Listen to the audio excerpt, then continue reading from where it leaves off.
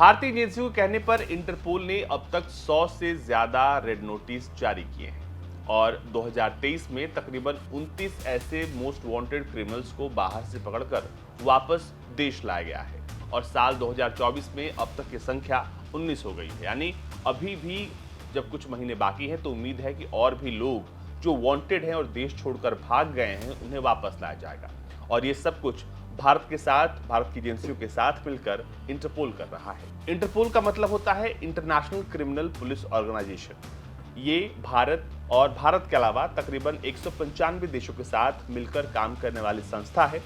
आमतौर पर इस संस्था का मकसद ये है कि अगर किसी भी देश का कोई मोस्ट वांटेड व्यक्ति वहां अपराध करके दूसरे देश में भागता है तो उसके प्रत्यार्पण से लेकर गिरफ्तारी सब कुछ में ये जो ऑर्गेनाइजेशन है वो हेल्प करता है।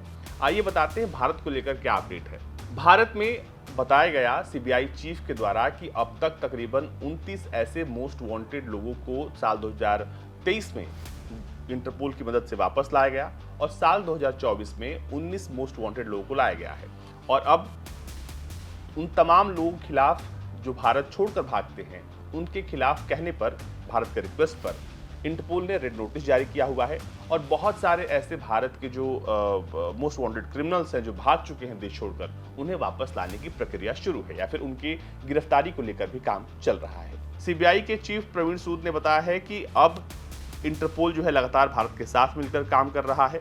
इंटरपोल रेड नोटिस गिरफ्तारी वारंट नहीं बल्कि दुनिया भर की तमाम प्रवर्तन एजेंसियों से अनुरोध है कि वो प्रत्यार्पण, आत्मसमर्पण या किसी भी तरह के कानूनी कार्रवाई के लिए वांछित व्यक्ति का पता लगाएं और अस्थायी रूप से उन्हें गिरफ्तार करें जो भारतीय जांच एजेंसियों द्वारा वांटेड हैं और भारत से विदेशों में भाग गए हैं। 10वें इंटरपोल संपर्क अधिकारी सम्मेलन को संबोधित करते हुए सीबीआई के डायरेक्टर ने इन तमाम बातों का जिक्र किया और कहा कि देश के तमाम राज्यों में लाइजन ऑफिसर और दूसरे अधिकारी जो है लगातार इस पर काम करते रहते हैं।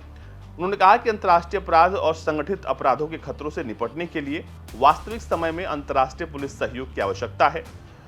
अपराध और अपराधियों के अंतर्राष्ट्रीय फैलाव के विदेशों में जांच की आवश्यकता को बढ़ा दिया है। ऐसे में अब इंटरपोल एक बहुत बड़ी भूमिका निभा रहा है क्योंकि लगभग जो भारतीय एजेंसियों की जिन पर नजर है, जिनको वापस लाना चाहती है, वो बिना इंटरपोल के शायद असंभव जैसा है।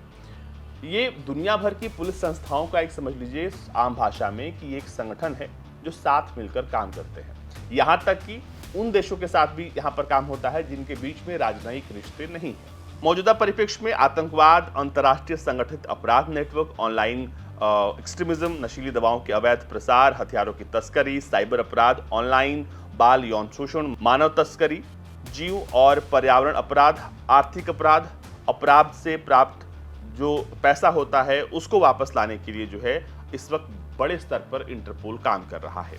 इंटरपोल और इंटरनेशनल एजेंसियों की मदद से भारत लगातार उन अपराधियों को पकड़ने की कोशिश कर रहा है जो भारत छोड़कर भाग चुके हैं दूसरे देशों में, उन्होंने अब तक पनाह ली हुई है।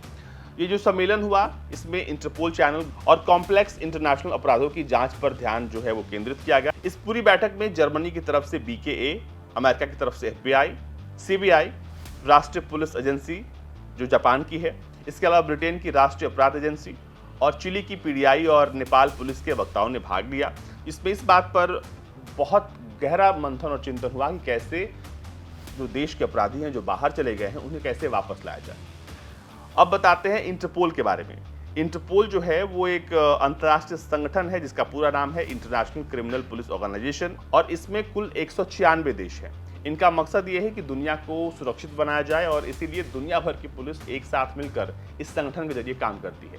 मान लीजिए कोई व्यक्ति भारत में अपराध करता है और अपराध करके वो किसी और देश में भाग जाता है तो उसको वापस कैसे लाया जाए या फिर उसकी गिरफ्तारी कैसे हो, पूछताछ कैसे हो, जांच कैसे हो, इन तमाम प्रक्रियाओं से जो है इन तमाम प्रक्रियाओं को अंजाम देने के लिए पुलिस जो है आमतौर पर इंटरपोल की मदद लेती है। इंटरपोल उस व्यक्ति को अस्थायी रूप से गिरफ्तार भी कर सकती है और उसके एक्स्ट्राडिशन में हेल्प भी कर सकती है। इंटरपोल का जो हेड ऑफिस है वो लियोन में है और यहीं से बैठकर दुनिया भर की इस ऑर्गेनाइजेशन ने है जो दुनिया भर के अलग अलग देशों में अपने काम को अंजाम देती है। मौजूदा वक्त में अगर देखा जाए तो जिस तरीके से अंतर्राष्ट्रीय अपराध बढ़ रहा है, ऐसे में बहुत जरूरी है कि दुनिया भर की पुलिस साथ मिलकर काम करे और इसी के लिए इंटरपोल को बनाया गया। बताया गया कि global operation centre of CBI ने तकरीबन 17,300 68 इंटरनेशनल असिस्टेंस रिक्वेस्ट किए थे 2023 में, और इसके बाद इंटरपोल ने तकरीबन 100 रेड नोटिस जारी किए और कई सारे भारत के अपराधियों को वापस वो लेकर आई।